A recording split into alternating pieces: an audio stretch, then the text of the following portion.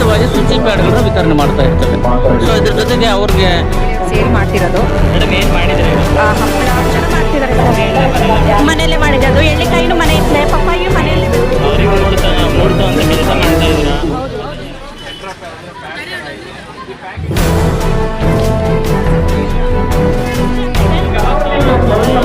ತರೀಕೆರೆ ಜನಪ್ರಿಯ ಪೀಸು ಖಾಲಿಯಾಗಿದೆ ಸರ್. 200 ರೂಪಾಯಿ ಬರುತ್ತೆ ಪ್ರೈಸ್.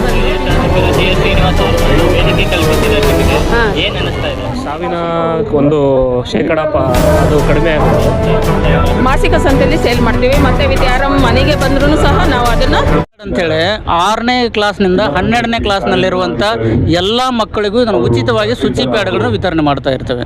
ಸೊ ಇದ್ರ ಜೊತೆಗೆ ಅವ್ರಿಗೆ ಮುಟ್ಟಾದಾಗ ಅದ್ರದ್ದು ಆರೋಗ್ಯ ಹೇಗೆ ಕಾಪಾಡ್ಕೋಬೇಕು, ಅದನ್ನು ಹೇಗೆ ಇದನ್ನು ವಿಲೇವಾರಿ ಮಾಡಬೇಕು ಅನ್ನೋದನ್ನು ಕೂಡ ಎಲ್ಲ ಮಕ್ಕಳಿಗೂ ಶಾಲೆಯಲ್ಲಿ ಹೋಗಿ ನಾವು ಇದನ್ನು ಮಾಹಿತಿ ಕೊಡ್ತಾ ಇರ್ತೇವೆ. ಶಾಲೆ ಕಾಲೇಜುಗಳಲ್ಲಿ ಸರ್ಕಾರಿ ಮತ್ತು ಅನುದಾನಿತ ಶಾಲೆಗಳಲ್ಲಿ ಮಾತ್ರ, ಖಾಸಗಿ ಶಾಲೆಗಳಲ್ಲಿಲ್ಲ. ಸರ್ಕಾರಿ ಮತ್ತು ಅನುದಾನಿತ ಶಾಲೆಗಳಂತ ಇರ್ತವೆ, ಅಲ್ಲಿ ಉಚಿತವಾಗಿ ಇದನ್ನು ಕೊಡ್ತಾ ಇರ್ತೇವೆ. ಅಂದರೆ ಅದ್ರ ಬಗ್ಗೆ ಅರಿವು ಮೂಡಿಸಿ ಮತ್ತೆ ಅವನು ಉಚಿತವಾಗಿ 1 ವರ್ಷಕ್ಕೆ ಆಗುವಷ್ಟು ಕೊಟ್ಟಿರ್ತೇವೆ ಒಂದೊಂದು ಶಾಲೆಗೆ. ಸೊ ಅವರು ಪ್ರತಿ ತಿಂಗಳು ಒಂದು ಹುಡುಗಿಗೆ ಒಂದು ಪ್ಯಾಕೆಟ್ ಕೊಡ್ತಾ ಇರ್ತಾರೆ. ಸೊ ಈ ಪ್ರೋಗ್ರಾಮ್ ಮಾಡ್ತಾ ಇರ್ತೇವೆ. ಎಲ್ಲ ನಮ್ಮ ನಮಸ್ತೆ. ನಮಸ್ತೆ ಸರ್. ಮೇಡಮ್, ಯಾವ ಗ್ರಾಮ ಪಂಚಾಯತಿಯಿಂದ ಸರ್ ಇದು ತಿಗಡ ಗ್ರಾಮ ಪಂಚಾಯತಿಯಿಂದ ಮಾಡ್ತಿರೋದು ಸರ್.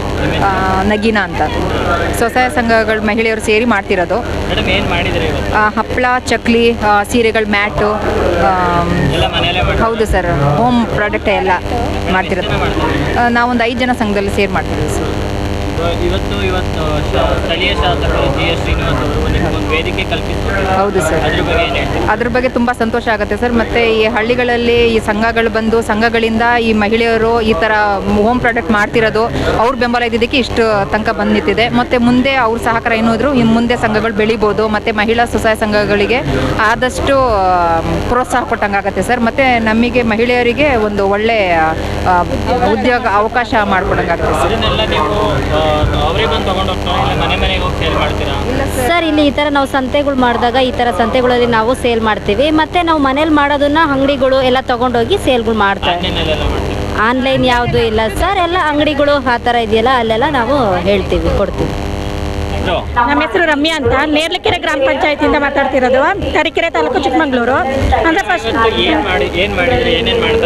ಏನೇಮ್ಮ ನಾವು ಫ್ರೂಟ್ ಸಲಾಟು, ಆಮೇಲೆ ನಮ್ಮ ಜೊತೆ ಮಜ್ಜಿಗೆ, ಆಮೇಲೆ ಇದು ಎಳ್ಳಿಕಾಯಿನ ಜ್ಯೂಸು, ಆಮೇಲೆ ಸೀರೆ ಈ ಥರ ಮಾಡ್ತಿದ್ದಾರೆ ಸರ್. ಮನೆಯಲ್ಲೇ ಮಾಡಿರೋದು ಎಳ್ಳಿಕಾಯಿನೂ ಮನೆ ಇತ್ತಲೆ ಪಪ್ಪಾಯಿ ಮನೆಯಲ್ಲೇ ಬೆಳೆದಿರೋದು, ಹಂಗಾಗಿ ಅದನ್ನೆಲ್ಲ ಹಾಕೊಂಡು ಮಾಡ್ತಾ ಇದ್ದೀವಿ ಸರ್.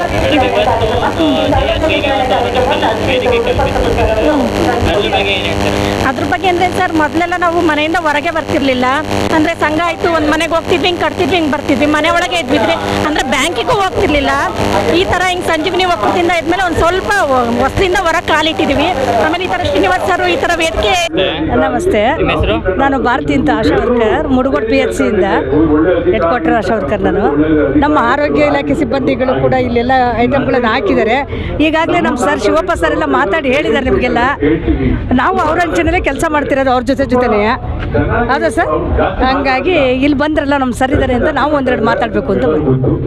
ಮೇಡಮ್, ಇವತ್ತು ಆರೋಗ್ಯ ಇಲಾಖೆಯಲ್ಲಿ ಮನೆ ಮನೆಗೆ ಹೋಗಿ ಅರಿವು ಮೂಡಿಸುವಂತ ಕೆಲಸ ಮಾಡ್ತಾ ಇದ್ದೀರಾ? ಹೌದು ಹೌದು ಸರ್. ಜನಗಳಿಗೆ ಒಂದೊಂದು ಗೊತ್ತಿರಲ್ಲ ಅದ್ರ ಬಗ್ಗೆ, ಹೇಳ್ತಾ ಇದ್ದೀವಿ. ಸೊಳ್ಳೆಗಳು ಮತ್ತೆ ಮಲೇರಿಯಾ. ಹೌದು ಹೌದು ಹೇಳ್ತಾ ಇದ್ದೀವಿ. ಹೋಗಿ ಮನೆ ಮನೆ ಹತ್ರ ಹೋಗಿ ಹೇಳ್ತಾರೆ, ಅದ್ರ ಬಗ್ಗೆ ಏನು ಹೇಳ್ತೀರಾ ಮೇಡಮ್? ಅದ್ರ ಬಗ್ಗೆ ನಾವು ಜನಗಳ ಒಟ್ಟಿಗೆ ಸೇರ್ಕೊಂಡು ಕೆಲಸ ಮಾಡ್ತಾ ಇದೀವಿ. ಹೇಳ್ತೀವಿ, ಮನೆ ಮನೆಗೆ ಹೋಗಿ ಲಾರ್ವಾ ಸರ್ವೆ ಮಾಡ್ತೀವಿ, ಮನೆ ಮನೆ ಭೇಟಿ ಮಾಡಿ. ಯಾರಿಗಾರು ತುಂಬ ಜ್ವರ ಬಂದಿದ್ರೆ ಸ್ಮಿಯರ್ ತೆಗೆದು ಲ್ಯಾಬಿಗೆ ಕಳಿಸ್ತೀವಿ. ಅವ್ರು ತೀರ ವಿಪರೀತ ಆಯ್ತು ಅಂದರೆ ಬ್ಲಡ್ ಟೆಸ್ಟಿಗೆ ಹೋಗ್ರಿ ಹಾಸ್ಪಿಟ್ಲಿಗೆ ಅಂತಂದು ಹಾಸ್ಪಿಟ್ಲಿಗೆ ಕಳಿಸ್ತೀವಿ. ನಮ್ಮ ಲ್ಯಾಬಲ್ಲಿ ನಮ್ಮ ಸರ್ಗಳೆಲ್ಲ ಟೆಸ್ಟ್ ಮಾಡ್ತಾರೆ. ಮುಂದೆ ಯಾವ ಜ್ವರ ಅಂತ ಕಂಡುಹಿಡಿದು ಅವರಿಗೆ ಟ್ರೀಟ್ಮೆಂಟ್ ಮಾಡ್ತಾರೆ.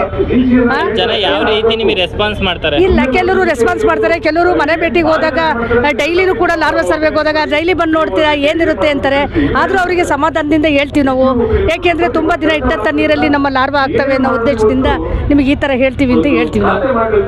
ಮತ್ತು ಗರ್ಭಿಣಿ ಬಾಣಂತಿಯರನ್ನೆಲ್ಲ ವಿಸಿಟ್ ಮಾಡ್ತೀವಿ. ಹುಟ್ಟಿದ ಮಗುವಿನಿಂದ ಅದಕ್ಕೆ 1.5 ವರ್ಷದವರೆಗೂ ಯಾವ್ಯಾವ ವ್ಯಾಕ್ಸಿನ್ಗಳಾಗಬೇಕು ಅಂತಂದು ಅವರಿಗೆ ಮನವರಿಕೆ ಮಾಡಿ ಹೇಳ್ತೀವಿ ನಾವು. ನಮ್ಮಲ್ಲಿ ಆ ಥರ ಎಲ್ಲ ನಮ್ಮ ಮಾತಿಗೆಲ್ಲ ಬೆಲೆ ಕೊಟ್ಟು ಬರ್ತಾರೆ ಮಾಡ್ತೀವಿ.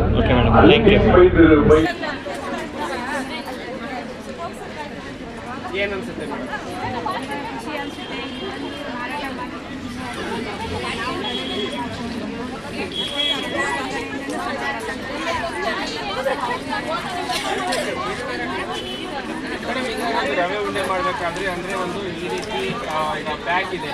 ಈಗ ಇದೊಂದು ಟೆಟ್ರಾ ಪ್ಯಾಕ್ ಇದೆ. ಈ ಪ್ಯಾಕೆಟನ್ನು ಇದೇ ರೀತಿಯಾಗಿ ತಯಾರು ಮಾಡ್ತೀವಿ. ಇದೇ ರೀತಿಯಾಗಿ ಒಂದು ಮಾಡಬೇಕಂದ್ರೆ ಟ್ರೈನಿಂಗ್ ಎಲ್ಲ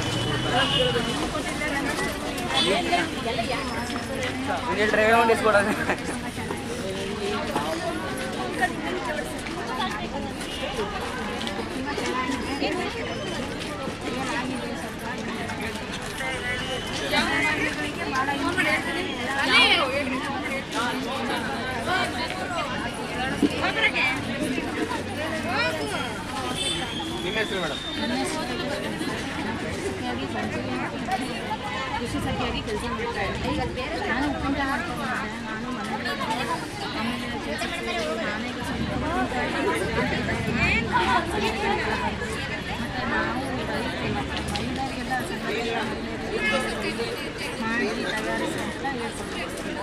okay madam, thank you. Madam ನಿಮ್ಮ ಹೆಸರು? ಅಂಕಲ್ ಹೋಗೇ ಬಿಟ್ರ. ನನ್ನ ಹೆಸರು ಅನುಪಮ, ನಾವು ನೆಲ್ಲಿಕೆರೆ. ಏನು ಮಾಡಿದ್ದೀರಾ ಇವತ್ತಿಲ್ಲಿ? ಇವತ್ತು ಎಳ್ಳಿಕಾಯಿ ಜ್ಯೂಸ್ ಮಾಡಿದೀವಿ ಸರ್, ಮನೆಯಲ್ಲೇ ಬೆಳೆದಿರೋಂಥ ಎಳ್ಳಿಕಾಯಿ. ಮಜ್ಜಿಗೆ, ನಾಟಿ ಹಸಿಂದು ಮಜ್ಜಿಗೆ ತೊಗೊಂಬಂದು ಮಜ್ಜಿಗೆ ವ್ಯಾಪಾರ ಮಾಡಿದ್ವಿ. ಚೆನ್ನಾಗಿ ವ್ಯಾಪಾರ ಆಗ್ತಾ ಇದೆ. ಬೆಳಗ್ಗೆಯಿಂದಲೂ ಸಹ ಎಲ್ಲ ಅಂಗಡಿಗೆ ನೋಡ್ತಾ ಇದ್ದೀವಿ, ನಮ್ಮ ಅಂಗಡಿಯಲ್ಲಿ ಚೆನ್ನಾಗಿ ವ್ಯಾಪಾರ ಆಗ್ತಾ ಇದೆ. ಖುಷಿ ಆಗ್ತಾ ಇದೆ.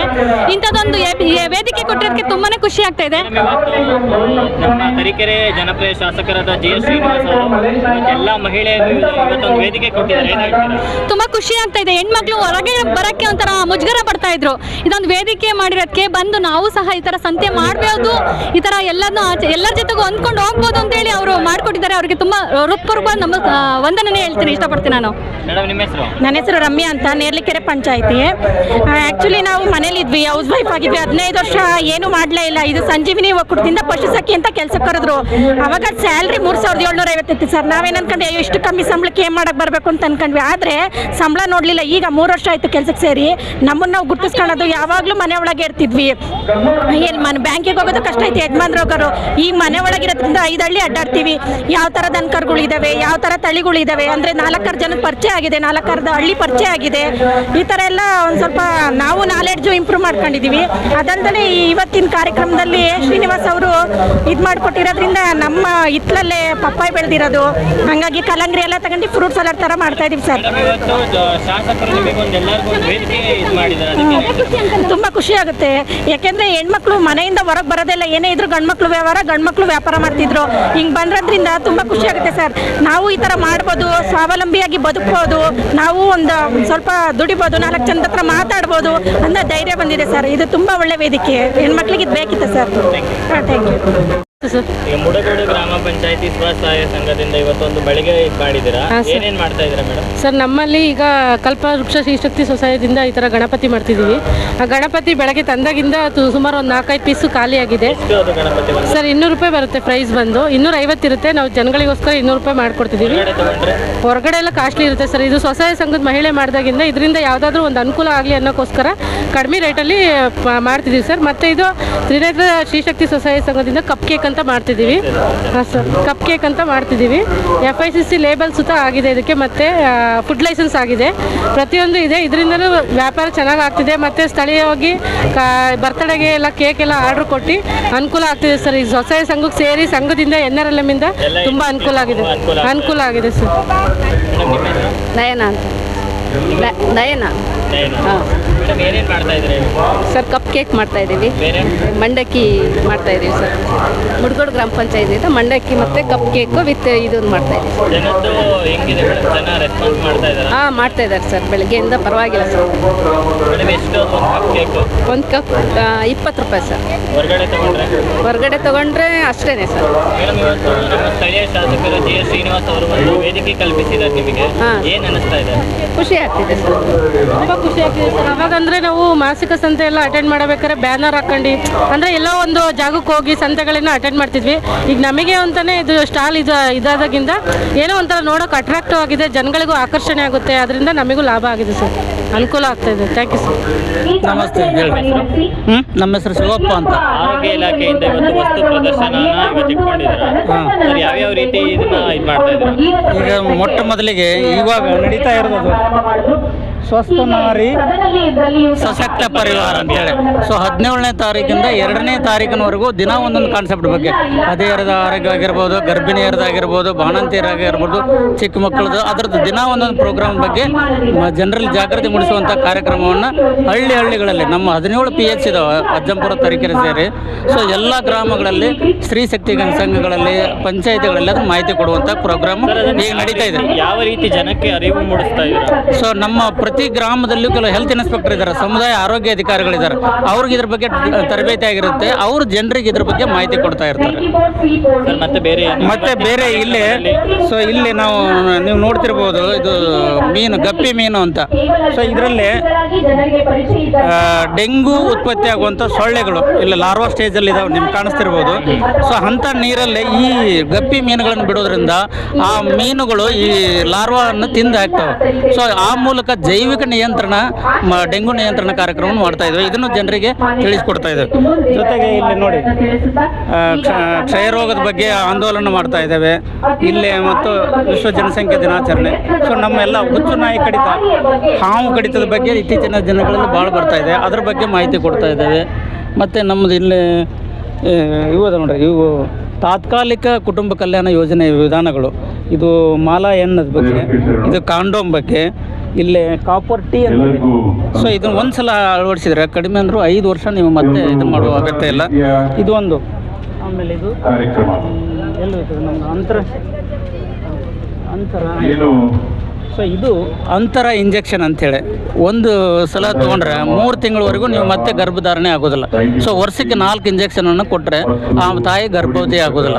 ಸೊ ಇದು ಯಾವ ರೀತಿ ಅರಿವು ಮೂಡಿಸ್ತಾ ಇದ್ದೀರಾ? ಅಂದರೆ ಗ್ರಾಮ ಪಂಚಾಯತಿ ಮಟ್ಟದಲ್ಲಿ ಮಾಡ್ತೇವೆ. ನಮ್ಮ ಆಸ್ಪತ್ರೆಗೆ ಗರ್ಭಿಣಿ ಬಾಣಂತಿಯರು ಬಂದಿರ್ತಾರೆ, ಅವ್ರಿಗೆ ಹೇಳ್ಕೊಡ್ತಾ ಇರ್ತೇವೆ. ಮತ್ತು ಗ್ರಾಮ ಪಂಚಾಯತಿ ಸದಸ್ಯರಿಗೆ ಇದ್ರ ಬಗ್ಗೆ ತರಬೇತಿ ಕೊಡ್ತಾ ಇರ್ತೇವೆ. ಸರ್, ಎಷ್ಟು ದಿನಕ್ಕೊಂದ್ಸಲ ಈ ಥರ ತರಬೇತಿಗಳೆಲ್ಲ ಮಾಡ್ತಾರೆ? ಸೊ ಪ್ರತಿ ಗ್ರಾಮ ಪಂಚಾಯತಿಯಲ್ಲಿ ಮಾಸಿಕ ಸಭೆ ಆಗ್ತಾ ಇರುತ್ತಲ್ಲ, ಅವಾಗ ಹೋಗಿ ನಾವು ಇದ್ರ ಬಗ್ಗೆ ಮಾಹಿತಿ ಹೇಳ್ತಾ ಇರ್ತೇವೆ ಹಳ್ಳಿಗಳಲ್ಲಿ. ಅದ್ರ ಜೊತೆಗೆ ಸ್ತ್ರೀ ಶಕ್ತಿ ಸಂಘಗಳು ಕೆಲವು ಅವರವರ ಒಕ್ಕೂಟಗಳಿರ್ತಾವಲ್ಲ, ಅಲ್ಲಿ ಹೋಗಿ ಕೂಡ ಇದನ್ನು ಮಾಹಿತಿ ಕೊಡ್ತಾ ಇರ್ತೇವೆ. ಇದು ನನ್ನ ಹೆಸರು ಡಾಕ್ಟರ್ ಯಶವಂತ್ ಅಂತ, ಹುಣಸಘಟ್ಟ ಗ್ರಾಮದವರು. ಹುಣಸಘಟ್ಟದಲ್ಲೇ ವರ್ಕ್ ಮಾಡ್ತಾ ಇರೋದು. ಅಂದರೆ ಇವತ್ತಿನ ಕಾರ್ಯಕ್ರಮದ ಬಗ್ಗೆ ಏನು ಹೇಳ್ತೀರಾ? ಇವತ್ತಿನ ಕಾರ್ಯಕ್ರಮದ ಬಗ್ಗೆ ಹೇಳಬೇಕು ಅಂದರೆ ಪಶುಪಾಲನಾ ಮತ್ತು ಪಶು ಸಂಗೋಪನಾ ಇಲಾಖೆ ವತಿಯಿಂದ ಜಾನುವಾರುಗಳಲ್ಲಿ ಕಾಲುಬಾಯಿ ಜ್ವರ ಮತ್ತು ಗಂಟು ರೋಗದ ಲಸಿಕೆಗಳನ್ನು ಮಾಡ್ತಾ ಇದ್ದಾರೆ. ಅದನ್ನು ಖಡಾಖಂಡಿತವಾಗಿ ಎಲ್ಲರಿಗೂ ಮಾಡಿಸ್ಬೇಕಾಗುತ್ತೆ ಅವರು. ಅದು ಮಾಡಿಸೋದ್ರಿಂದ ಜಾನುವಾರುಗಳಲ್ಲಿ ಸಾವಿನ ಒಂದು ಶೇಕಡ ಅದು ಕಡಿಮೆ ಆಗುತ್ತದೆ.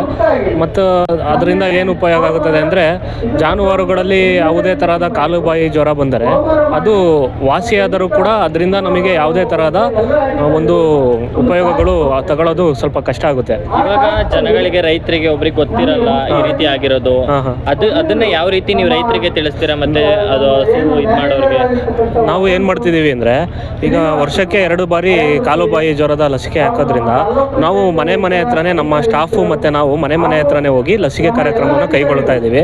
ಮತ್ತು ಎಲ್ಲ ಹಸುಗಳಿಗೂ ಲಸಿಕೆಯನ್ನು ಅಲ್ಲೇ ಮನೆ ಹತ್ರ ಹೋಗಿ ಮಾಡಿಬಿಟ್ಟು ಬರ್ತಾ ಇದ್ದೀವಿ. ಜನ ಏನು ಹೇಳ್ತಾರೆ ಇದಕ್ಕೆ? ಜನ ಏನು ಹೇಳ್ತಿದ್ದಾರೆ ಅಂದರೆ, ನೀವು ಕಳೆದ 1-2 ವರ್ಷದ ಹಿಂದೆ ನೀವು ಗಮನಿಸಿರ್ಬೋದು, ಕಾಲುಬಾಯಿ ಜ್ವರದ್ದು ಭಾಳ ಅಂದರೆ ಹರಡೋದು, ಜ್ವರ ಜಾಸ್ತಿ ಆಗೋದು, ಅದೇ ಸಾವನ್ನಪ್ಪೋದು ಜಾಸ್ತಿ ಆಗ್ತಾ ಇತ್ತು.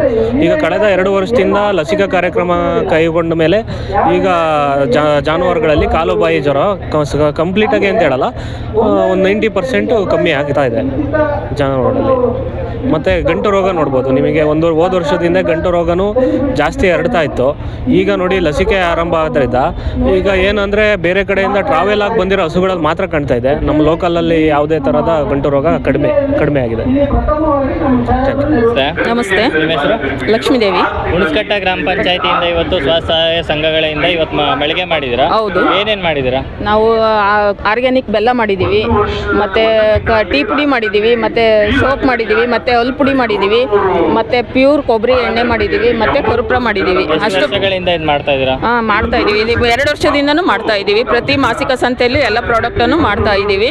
ಎಲ್ಲ ಮಾಸಿಕ ಸಂತೆಯಲ್ಲೂ ಮಾರಾಟನೂ ಮಾಡ್ತಾ ಇದ್ದೀವಿ. ಮಾಡಿಬಿಟ್ಟು ಎಲ್ಲಿ ಸೇಲ್ ಮಾಡ್ತಾ ಇದ್ದೀರಾ? ಮಾಸಿಕ ಸಂತೆಯಲ್ಲಿ ಸೇಲ್ ಮಾಡ್ತೀವಿ. ಮತ್ತು ಯಾರ ಮನೆಗೆ ಬಂದ್ರೂ ಸಹ ನಾವು ಅದನ್ನು ಸೇಲ್ ಮಾಡ್ತೀವಿ. ಜನ ಯಾವ ರೀತಿ ರೆಸ್ಪಾನ್ಸ್ ಮಾಡ್ತಾ ಇದ್ದಾರೆ? ತುಂಬ ಚೆನ್ನಾಗಿ ರೆಸ್ಪಾನ್ಸ್ ಮಾಡ್ತಿದ್ದಾರೆ. ನಮ್ಮ ಸಂಘದಲ್ಲಿ ಎಲ್ಲರೂ ಚೆನ್ನಾಗಿ ರೆಸ್ಪಾನ್ಸ್ ಮಾಡ್ತಿದ್ದಾರೆ. ಹುಣಸಘಟ್ಟ ಸಂಜೀವಿನಿಯಲ್ಲಿ ಎಲ್ಲರೂ ಚೆನ್ನಾಗಿ ಮಾಡ್ತಿದ್ದಾರೆ. ಎಷ್ಟು ಜನ ಇದ್ದಾರೆ?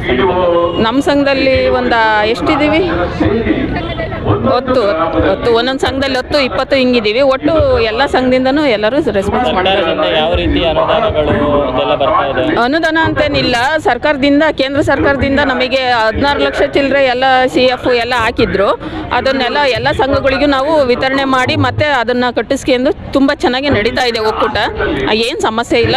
ಹಲವಾರು ಮಹಿಳೆಯರಿಗೆ ಅನುಕೂಲ ಆಗಿದೆ. ಈ ಒಂದು ಸಂಜೀವಿನಿ ಒಕ್ಕೂಟ ಮಾಡಿದ್ರಿಂದ ಕೇಂದ್ರ ಸರ್ಕಾರದಿಂದ ಹಲವಾರು ಬಡ ಮಹಿಳೆಯರಿಗೆ ಭಾಳ ಅನುಕೂಲ ಆಗಿದೆ. ಏಕೆಂದರೆ ಕಡಿಮೆ ಬಡ್ಡಿ ದರದಲ್ಲಿ ಈ ಫೈನಾನ್ಸಲ್ಲಿ ಜಾಸ್ತಿ ಕೊಡ್ತಾರೆ. ಆದರೆ ನಮ್ಮ ಸಂಜೀವಿನಿ ಒಕ್ಕೂಟದಿಂದ ಕೇಂದ್ರ ಸರ್ಕಾರದವರು ಇದನ್ನು ಮಾಡಿದ್ರಿಂದ ಇದರಲ್ಲಿ ತುಂಬ ಬಡ ಮಹಿಳೆಯರಿಗೆ ಬಹಳ ಅನುಕೂಲ ಆಗಿದೆ. ಇವತ್ತು ನಿಮಗೆ ಒಂದು ಅವಕಾಶ ಕೊಟ್ಟಿದ್ದಾರೆ ಸ್ಥಳೀಯ ಶಾಸಕರು ಜೆ ಶ್ರೀನಿವಾಸ್ ಅವರು. ಹೌದು. ಅದ್ರ ಬಗ್ಗೆ ಏನು ಹೇಳ್ತೀರಾ? ತುಂಬ ಒಳ್ಳೆಯದು. ಅವರು ಶಾಸಕರು ಇಂಥ ಕಾರ್ಯಕ್ರಮನೆಲ್ಲ ಮಾಡಿಸ್ತಿರೋದು ಎಲ್ರಿಗೂ ಅನುಕೂಲ ಆಗುತ್ತೆ. ಮತ್ತು ಜನಗಳಿಗೆ ಈ ಥರ ನಾವು ಹೇಗೆ ಬದುಕಬೇಕು, ನಾವು ಸಾರ್ವಜನಿಕವಾಗಿ, ಆಮೇಲೆ ಸಂಘಗಳ ಮುಖಾಂತರ ಮಹಿಳೆಯರು ಸ್ವಾವಲಂಬಿಯಾಗಿ ಬದುಕೋದಕ್ಕೂ ಒಂದು ಅನುಕೂಲತೆ ಆಗುತ್ತೆ ಅಂತ ಅದೆಲ್ಲ ತುಂಬ ಹೆಲ್ಪ್ ಆಗ್ತಿದೆ.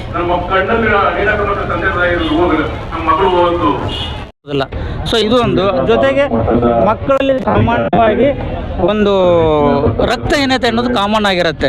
ಸೊ ಆ ಮಕ್ಕಳಿಗೆ ಬರಬಾರ್ದು ಅಂತೇಳಿ ಪ್ರತಿ ವಾರ ಸೋಮವಾರ ಮಧ್ಯಾಹ್ನ ಊಟ ಆದಮೇಲೆ ಇದೊಂದು ಮಾತ್ರೆ ನುಂಗ್ಲಿಕ್ಕೆ ಕೊಡ್ತೇವೆ. ಇದನ್ನು ಎಲ್ಲ ಸರ್ಕಾರಿ ಶಾಲೆ ಮತ್ತು ಅನುದಾನ ಶಾಲೆಗಳಲ್ಲಿ ನಾವು ಉಚಿತವಾಗಿ ಕೊಡುವಂಥ ವ್ಯವಸ್ಥೆ ಮಾಡ್ತೇವೆ.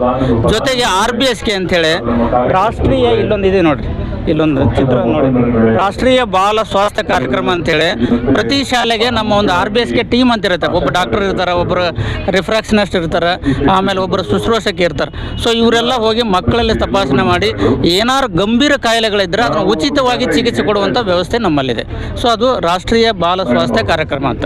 Okay sir. ಜೊತೆಗೆ ಇದ್ರ ಜೊತೆಗೆ ಸ್ನೇಹ ಕ್ಲಿನಿಕದಲ್ಲಿ ಈ ನಮ್ಮ ಶುಚಿ ಪ್ಯಾಡ್ ವಿತರಣೆ ಆಗಿರ್ಬೋದು, ಹದಿಹರೆಯದವರ ಆರೋಗ್ಯದ ಬಗ್ಗೆ ಆಗಿರೋ ಮಾಹಿತಿ ಕೊಡ್ತೇವೆ. ಸ್ನೇಹ ಕ್ಲಿನಿಕ್ದಲ್ಲಿ ಒಬ್ಬ ಕೌನ್ಸಿಲರ್ ಅಂತ ಇರ್ತಾರೆ, ಇವರು ಕೌನ್ಸಿಲರು ಅದ್ರ ಬಗ್ಗೆನೂ ಮಾಹಿತಿ ಕೊಡ್ತಾ ಇರ್ತಾರೆ. ಸೊ ಇವೆಲ್ಲ ನಮ್ಮ ಆರೋಗ್ಯ ಇಲಾಖೆಯಿಂದ ನಡೆಯುವಂಥ ಚಟುವಟಿಕೆಗಳು. ಸರ್ ನಮಸ್ತೆ. ಸರ್ ನಮಸ್ತೆ. ಸರ್ ನಮ್ಮ ಹೆಸರು ಕೊಲಾರಪ್ಪ ಅಂತ ಹೇಳ್ಬಿಟ್ಟು ನಾವು ಸುಮಾರು 10 ವರ್ಷದಿಂದ RKSK ಕೌನ್ಸಿಲರ್ ಆಗಿ ವರ್ಕ್ ಮಾಡ್ತಾ ಇದ್ದೀವಿ. ಮುಖ್ಯ ಉದ್ದೇಶ ಏನಂತಂದರೆ 10 ರಿಂದ 19 ವರ್ಷದ ಮಕ್ಕಳಲ್ಲಿ ಬರುವಂಥ ದೈಹಿಕ ಮತ್ತು ಮಾನಸಿಕ ಸಮಸ್ಯೆಗಳು ತಕ್ಕಂತೆ ನಾವು ಕೌನ್ಸಿಲಿಂಗ್ ಮಾಡೋಂಥದ್ದು. ಮಕ್ಕಳು ಏನೇ ಸಮಸ್ಯೆ ಹೇಳ್ಕೊಂಡ್ರು ಕೂಡ ನಾವು ಅದೇನಂತಂದರೆ ಅದನ್ನು ಗೌಪ್ಯವಾಗಿ ಇಡ್ತೀವಿ. ಹಾಗೆಯೇ ಮತ್ತು ನಮ್ಮ ಸ್ನೇಹ ಕ್ಲಿನಿಕ್ಕಿಂದ ಅಂತ ಮಕ್ಕಳಿಗೆ ಏನಂತಂದರೆ ಈ ಶುಚಿ ಪ್ಯಾಡ್ ಆಗಿರ್ಬೋದು. ಈ ಶುಚಿ ಪ್ಯಾಡ್ ಏನಂತಂದರೆ ಇದನ್ನು ಯಾವ ರೀತಿ ಮಕ್ಕಳು ಯೂಸ್ ಮಾಡ್ಬೋದು, ಎಷ್ಟು ಗಂಟೆವರೆಗೂ ಕೂಡ ಯೂಸ್ ಮಾಡಬೇಕು, ಮತ್ತು ಈ ಒಂದು ಮುಟ್ಟಿನ ಸಂದರ್ಭದಲ್ಲಿ ಮಕ್ಕಳು ಇದನ್ನು ಯೂಸ್ ಮಾಡೋದ್ರಿಂದ ಯಾವ ರೀತಿ ವೈಯಕ್ತಿಕ ಸ್ವಚ್ಛತೆಯನ್ನು ಕಾಪಾಡ್ಕೋ ಅನ್ನೋದ್ರ ಬಗ್ಗೆ ನಾವು ಮಾಹಿತಿ ಕೊಡ್ತೀವಿ. ಹಾಗೆಯೇ ಇದನ್ನ ಏನಂತಂದರೆ ಒಂದು 8 ವರ್ಷದ ಹಿಂದೆ ಇದೆಲ್ಲ ಕೊಟ್ಟಿದ್ರು ಶುಚಿ ಪ್ಯಾಡ್ಗಳು, ಮತ್ತೆ ಅವರು ಕೊಡೋಕ್ಕಾಗಿರಲಿಲ್ಲ. ಯಾಕೆಂದರೆ ಕೊರೋನಾ ಸಂದರ್ಭದಲ್ಲಿ ಕೊಡೋಕ್ಕಾಗಿಲ್ಲ. ಹೋದ ವರ್ಷದಿಂದ ಎಲ್ಲ ಶಾಲಾ ಕಾಲೇಜುಗಳು ಕೂಡ ನಾವು ಈ ಶುಚಿ ಪ್ಯಾಡ್ಗಳನ್ನ ಕೊಡ್ತಾ ಇದ್ವಿ. ಮಕ್ಕಳೆಲ್ಲದೂ ಕೂಡ ಯೂಸ್ ಮಾಡ್ತವ್ರೆ. ತುಂಬ ಚೆನ್ನಾಗಿದೆ. ಯಾಕೆಂತಂದ್ರೆ ಇದು ಆರ್ಗಾನಿಕ್, ಅಂದರೆ ಬಾಳೆದಿಂಡಿಂದ ತಯಾರು ಮಾಡೋಂಥದ್ದು. ತುಂಬ ಚೆನ್ನಾಗಿದೆ, ಮಕ್ಕಳು ಯೂಸ್ ಮಾಡ್ಬೋದು. ಹಾಗೆ ಕ್ಲಿನಿಕಲ್ಲಿ ಎಷ್ಟು ದಿನಕ್ಕೊಂದ್ಸಲ ಮಕ್ಕಳಿಗೆ ತರಬೇತಿಗಳಾಗಿರ್ಬೋದು, ಈ ರೀತಿ ಅರಿವು ಮೂಡಿಸತಕ್ಕಂಥ ಕಾರ್ಯಕ್ರಮಗಳಾಗಲಿ ಮಾಡ್ತೀರಾ? ಸರ್ ಈಗ ಸ್ನೇಹ ಕ್ಲಿನಿಕ್ ಅಂದರೆ ಸರ್ ಅದು ಡೈಲಿ ನಾವು ಕೌನ್ಸಿಲಿಂಗ್ ಮಾಡ್ತಾ ಇರ್ತೀವಿ ಸರ್. ವರ್ಕಿಂಗ್ ಅವರ್ಸ್ ಬಂದ್ಬಿಟ್ಟು ಬೆಳಗ್ಗೆ 9 ಗಂಟೆಯಿಂದ 4:15ವರೆಗೂ. ವಾರದಲ್ಲಿ ಏನಂತಂದರೆ 3-4 ದಿನ ನಾವು ಕೌನ್ಸಿಲಿಂಗ್ ಮಾಡ್ತೀವಿ ಸರ್. ಯಾವಾಗ? ಸೋಮವಾರ, ಮಂಗಳವಾರ, ಅದಾದಮೇಲೆ ಗುರುವಾರ, ಶುಕ್ರವಾರ. ಇನ್ನು ಬುಧವಾರ ಮತ್ತು ಶನಿವಾರ ಏನಂತಂದರೆ ಶಾಲಾ ಮಟ್ಟದಲ್ಲಿ ಏನಂತಂದರೆ ಅಲ್ಲೇ ನಾವು RBSK ಮತ್ತು ನಾವು ಹೋಗ್ಬಿಟ್ಟು ಏನಂತಂದರೆ ಮಕ್ಕಳಿಗೆ ಹೆಲ್ತ್ ಚೆಕಪ್ ಮಾಡ್ತೀವಿ. ಆ ಸಂದರ್ಭದಲ್ಲಿ ಏನಾದರೂ ಕೂಡ ಮಕ್ಕಳಿಗೆ ಸ್ಕಿನ್ ಪ್ರಾಬ್ಲಮ್ ಇದ್ದರೆ, ಮೆನ್ಸ್ಟ್ರುವಲ್ ಪ್ರಾಬ್ಲಮ್ ಇದ್ದರೆ, ಯಾವುದಾದ್ರೂ ಮಕ್ಕಳು ಮಾನಸಿಕ ಒತ್ತಡಕ್ಕೆ ಒಳಗಾಗಿದ್ದರೆ ಅವ್ರನ್ನ ಮತ್ತೆ ನಾವು ಸ್ನೇಹ ಕ್ಲಿನಿಕ್ಗೆ ಕರ್ಕೊಂಬಂದ್ಬಿಟ್ಟು ಅವರಿಗೆ ಎಲ್ಲ ರೀತಿಯ ವೈದ್ಯಕೀಯ ಸೇವೆಗಳನ್ನ ನಾವು ಕೊಟ್ಟು ಅನಂತರ ಅವ್ರನ್ನ ಸಮಾಜದ ಮುಖ್ಯವಾಹಿನಿ ತರುವಂಥ ಕೆಲಸ ನಾವೆಲ್ಲದೂ ಕೂಡ ಸ್ನೇಹ ಕ್ಲಿನಿಕಲ್ಲಿ ಮಾಡ್ತೀವಿ ಸರ್. ಆಯ್ತು, ಓಕೆ, ಥ್ಯಾಂಕ್ ಯು. ಹಲೋ, ಆಯ್ತು ಮೇಡಮ್ ನಮಸ್ತೆ. ನಮಸ್ತೆ ಸರ್. ಬೆಟ್ಟಳ್ಳಿ ಗ್ರಾಮ ಪಂಚಾಯತಿ ವತಿಯಿಂದ ಇವತ್ತು ಸ್ವಸಹಾಯ ಸಂಘದ ವತಿಯಿಂದ ಇವತ್ತು ವಸ್ತು ಪ್ರದರ್ಶನ ಇಟ್ಕೊಂಡಿದ್ದೀರಾ? ಹೌದು ಸರ್. ಸರ್ ಇದು ನಾವು ಬೆಟ್ಟಳ್ಳಿ ಸಂಜೀವಿನಿ ಗ್ರಾಮ ಪಂಚಾಯತಿ ಒಕ್ಕೂಟದಿಂದ ಬಂದಿರೋದು. ನಾವು ಬೆಟ್ಟಳ್ಳಿ ಗ್ರಾಮ ಪಂಚಾಯತಿ ಒಕ್ಕೂಟದಿಂದ ಒಂದು ಸ್ತ್ರೀ ಶಕ್ತಿ ಸಂಘನ ಸ್ಟಾರ್ಟ್ ಮಾಡಿದ್ವಿ. ಆ ಸ್ತ್ರೀ ಶಕ್ತಿ ಸಂಘದಿಂದ ಗುಂಪುಗಳನ್ನೆಲ್ಲ ಮಾಡಿಕೊಂಡು ಅದನ್ನು ತಾಲೂಕ್ ಪಂಚಾಯತಿಗೆ ಸೇರಿಸಿದ್ವಿ, ತಾಲೂಕು ಮಟ್ಟದ ಒಕ್ಕೂಟಕ್ಕೆ ಸೇರಿಸಿ ಅದರಿಂದ ಆರ್ಥಿಕ ಸಬಲೀಕರಣ ಮಾಡ್ಕೊಳ್ಳೋದಕ್ಕೋಸ್ಕರ CAF ನಿಧಿ ಅಂದರೆ ಸಮುದಾಯ ಬಂಡವಾಳ ನಿಧಿನ ನಮಗೆ ಸಂಘದ ಕಡೆಯಿಂದ ಕೊಟ್ಟರು 1.5 ಲಕ್ಷ ರೂಪಾಯಿ. ಅದರಿಂದ ಆರ್ಥಿಕವಾಗಿ ಸಬಲೀಕರಣ ಹೊಂದಿ ಮತ್ತು ಕೃಷಿ ಚಟುವಟಿಕೆ ಅದರ ಆರ್ಥಿಕವಾಗಿ ಕೃಷಿಯೇತರ ಚಟುವಟಿಕೆ ಅಂತ ಮಾಡೋದಕ್ಕೆ ಅಂತ ಅವಕಾಶ ಮಾಡಿಕೊಟ್ರು.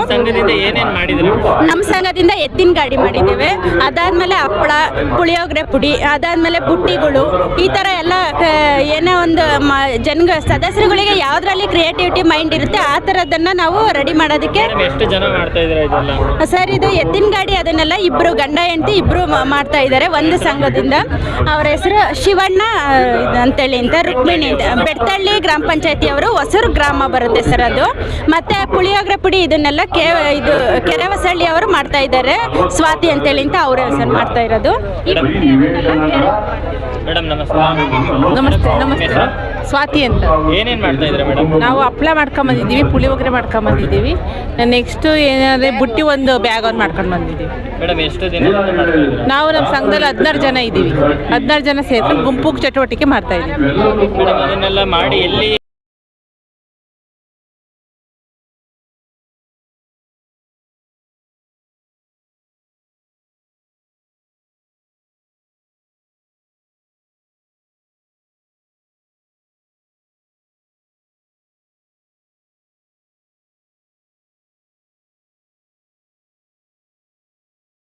ಬರುತ್ತೆ ಡಾಕ್ಟರ್ ಬರುತ್ತೆ. ಇವತ್ತು ಪಶು ಇಲಾಖೆಯಿಂದ ಈ ಒಂದು ಸ್ಟಾಲ್ ಮಾಡಿದ್ದೀರಾ? ಹೌದು. ಏನಕ್ಕೋಸ್ಕರ ಮಾಡಿರೋದು? ಜನಗಳಿಗೆ ಅರಿವು ಮೂಡಿಸಕ?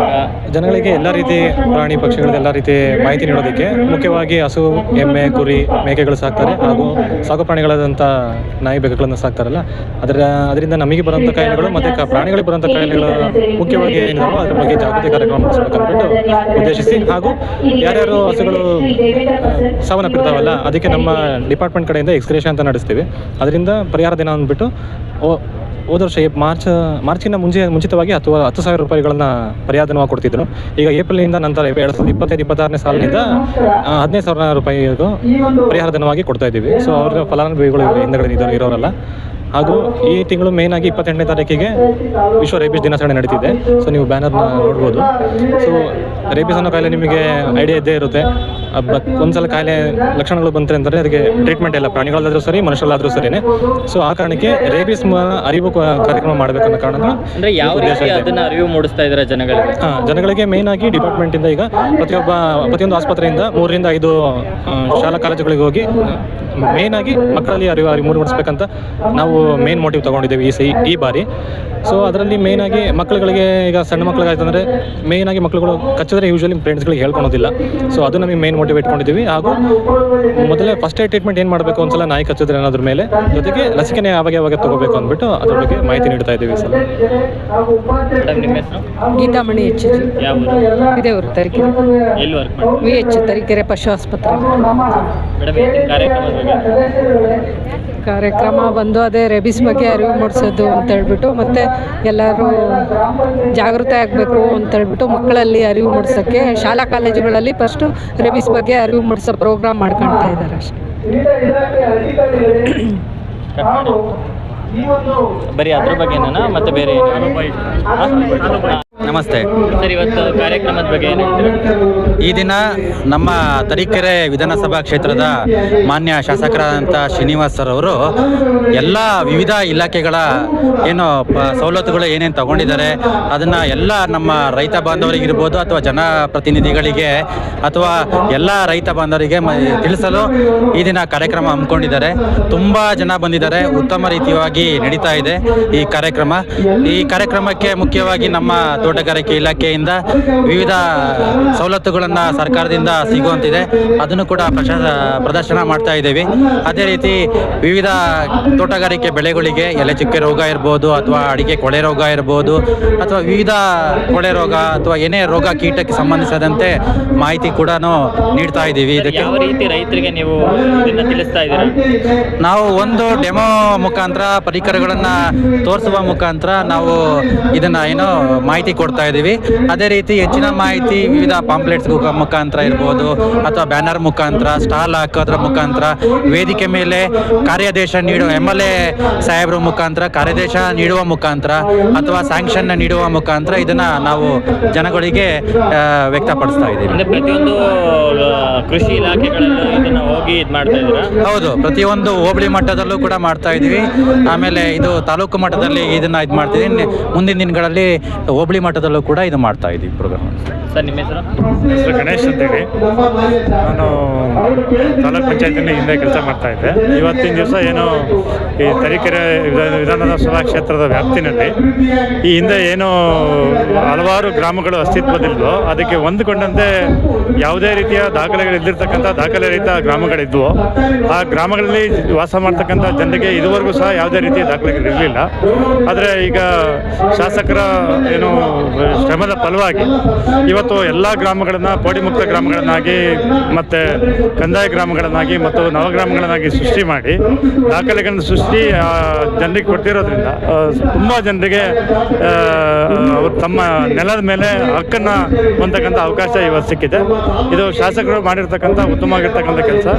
ಇದೇ ರೀತಿ ಹಲವಾರು ಕೆಲಸಗಳನ್ನು ಮಾಡಲಿಕ್ಕೆ ಇನ್ನೂ ಅವಕಾಶಗಳು ಸೃಷ್ಟಿ ಆಗಲಿ ಅಂತ ಆಶಿಸ್ತಾ ತುಂಬ ಜನರಿಗೆ ಇದನ್ನು ಸಹಾಯ ಆಗಿದೆ ಅಂತೇಳಿ ನಾನು ಇಷ್ಟು ಹೇಳಕ್ಕೆ ಇಷ್ಟಪಡ್ತೀನಿ. ಸರ್, ಇವತ್ತಿನ ದಿನಗಳಲ್ಲಿ ರೈತರಿಗೆ ಯೂರಿಯಾ ಸಿಗ್ತಾ ಇಲ್ಲ ಅಂತ ಇರ್ಬೋದು, ಮತ್ತೆ ತುಂಬ ಸಮಸ್ಯೆಗಳಿಂದ ರೈತರು ಇವಾಗ ಬೆಳೆಗಳನ್ನ ಹಾಕೋದನ್ನೇ ಬಿಟ್ಟಿದ್ದಾರೆ. ಅದಕ್ಕೇನು ಹೇಳ್ತೀರಾ? ಅಂದರೆ ಒಂದು ಬೆಳೆ ಅದರದ್ದು ಬೆಂಬಲ ಬೆಲೆ ಇರ್ಬೋದು, ಅಥವಾ ಮತ್ತೊಂದು ಕೊರತೆ ಇರ್ಬೋದು, ಇನ್ನು ತಾಂತ್ರಿಕ ಕೊರತೆ ಇರ್ಬೋದು. ಈ ಕೊರತೆಯಿಂದ ನೀಗಿಸಲು ರೈತರಿಗೆ ಈ ನ್ಯಾನೋ ಯೂರಿಯಾ ಬಳಕೆ ಇರ್ಬೋದು, ಅಥವಾ ಸವಲತ್ತುಗಳ ಬಳಕೆ ಇರ್ಬೋದು, ಅವರಿಗೆ ಆರ್ಥಿಕವಾಗಿ ಸರ್ಕಾರದಿಂದ ಸಿಗುವಂಥ ಸದೃಢವಾಗಿ ಆರ್ಥಿಕವಾಗಿ ಮುಂದೆ ಬರಲು ಅನುಕೂಲ ಮಾಡಿಕೊಡೋಕ್ಕೆ ಈ ರೀತಿಯಲ್ಲಿ ನಾವು ಪ್ರೋಗ್ರಾಮ್ ಮಾಡ್ಕೊತ ಇದ್ದೀವಿ ಸರ್. ಸಂಜೀವಿನಿ ಕರ್ನಾಟಕ ಗ್ರಾಮೀಣ ಜನೋಪಾಯ ಅಭಿಯಾನದಲ್ಲಿ ಅಮೃತಾಪುರ ಗ್ರಾಮ ಪಂಚಾಯಿತಿ ಮಟ್ಟದ ಒಕ್ಕೂಟದ ದಿನಾಚರಣೆಯಲ್ಲಿ ಮತ್ತು ಇಲ್ಲಿ ಒಂದು ಸೋಫವನ್ನು ಮತ್ತು ಇಲ್ಲಿ ಒಂದು ಚಪಾತಿ ಕಣಿಗೆಯನ್ನು ಮತ್ತು ಒಂದು ರವೆ ಉಂಡೆಯನ್ನು ಇಟ್ಕೊಂಡಿದ್ದೀರಾ ಮೇಡಮ್. ಇದರಲ್ಲಿ ಏನು ಅಂತ ಉದ್ದೇಶ?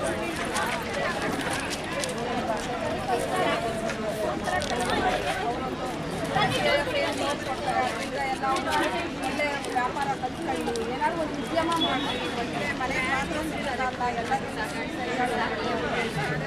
ಯಾಕಂದರೆ ತಾಲೂಕು ಪಂಚಾಯತಿ ಯಾಕಂದರೆ ಇದನ್ನು ಸರ್ ಜನಗಳಿಗೆ ಒಂದು ಪಬ್ಲಿಕ್ಕನ್ನು ಮಾಡಬೇಕಾಗುತ್ತೆ, ಮತ್ತು ಇದು ಹೆಲ್ಪಿಂಗ್ ನೇಚರ್ ಥರ ಆಗುತ್ತೆ. ಈಗ ಮಹಿಳೆಯರಿಗೆಲ್ಲ ಏನೆಲ್ಲ ಇಷ್ಟಪಡ್ತೀರಾ?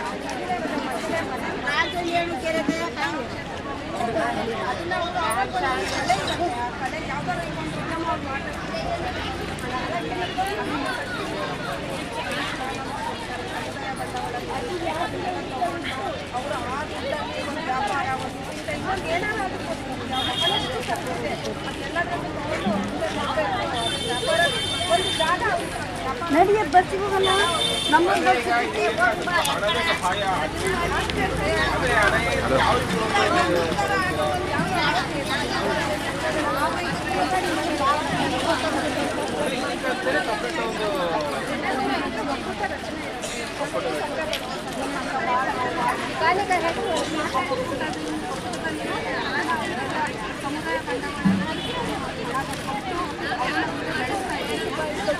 ಸಾಮಾಜಿಕ ಸೂರೀಕರಣ, ಸಾಂಸ್ಕೃತಿಕ ಸಂಸ್ಕೃತಿ ರಚನೆ ಮತ್ತು ಆರ್ಥಿಕ ಸೇರ್ಪಡೆ ಮತ್ತು ಈ ಥರದ ಹಲವಾರು ಒಂದು ಕಾರ್ಯಕ್ರಮಗಳನ್ನು ಒಂದು ನಡೀತಾ ಬರ್ತಾ ಇದೆ.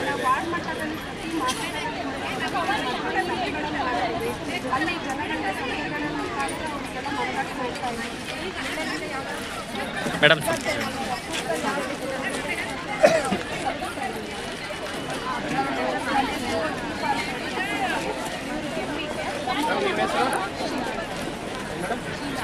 ಇಲ್ಲ ಅಂತೇಳಿ ಈಗ ತಾಲೂಕು ಪಂಚಾಯತಿ ತರೀಕೆರೆ ವತಿಯಿಂದ ಈಗ ಒಂದು ಕಾರ್ಯಕ್ರಮದ ಬಗ್ಗೆ 20,000 ಜನಕ್ಕೆ ಹೆಲ್ಪಿಂಗ್ ನೇಚರ್ಗೋಸ್ಕರ ಮಾಡ್ತಾ ಇದ್ದಾರೆ.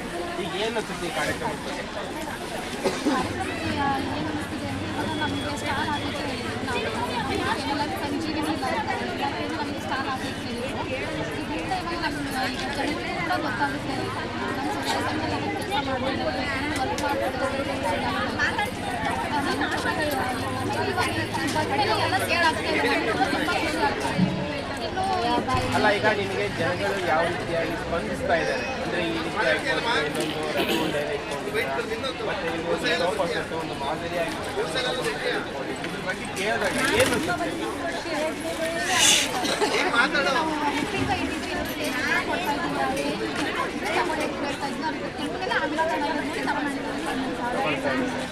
ಅಂದರೆ ಈ ರೀತಿ ಮನೆಯಿಂದ ಈಗ ಸಂಜೀವಿನಿ ಕರ್ನಾಟಕ ರಾಜ್ಯ ಗ್ರಾಮೀಣ ವಿಕಾಸ ಅಭಿಯಾನದಿಂದ ಈಗ ಎಷ್ಟು ಜನಕ್ಕೆ ಉಪಯೋಗ ಆಗ್ತದೆ?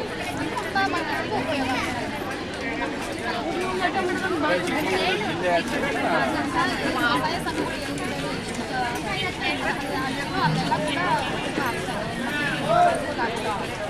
ನಮಗೆ ಕೂಡ ಇದು ಪ್ರಾಡಕ್ಟ್ ಮಾಡಬೇಕಂತ ನಮಗೇನೋ ಆಸಕ್ತಿ ಬರ್ತಾ ಇದೆ. ಅಂದರೆ ಈಗ ಸಪೋರ್ಟ್ನೆಸ್ ಯಾವ ರೀತಿ ಮಾಡಬಹುದು? ತಾಲೂಕು ಪಂಚಾಯತಿ ಆಗಿರ್ಬೋದು, ಜಿಲ್ಲಾ ಪಂಚಾಯತಿ ಆಗಿರ್ಬೋದು, ಯಾವ ರೀತಿ ಅದನ್ನು ಹೆಚ್ಚಿನ ಅನುದಾನವಾಗಿ ಅಥವಾ ಜಿಲ್ಲಾ ಪಂಚಾಯತಿನ ಅನುದಾನವಾಗಿ ಕೇಳ್ತಾ ಇರ್ತಕ್ಕಂಥದ್ದಾಗಿದೆಯಾ, ಅಥವಾ ಏನಾದರೂ ತಾಲೂಕು ಪಂಚಾಯತಿಯಿಂದ ಏನಾದರೂ ಅದಕ್ಕೆ ಮಾಡ್ಕೊಳ್ಳಿಕ್ಕೆ ಈಗ ಮುಂದೆ ಈಗ ನೆಕ್ಸ್ಟ್ ಬೇರೆ ಬೇರೆ ತರಕ್ಕೆ ಅನುಕೂಲ ಆಗಬೇಕು ಅಂತ ಇರೋದು ಇದೆಯಾ?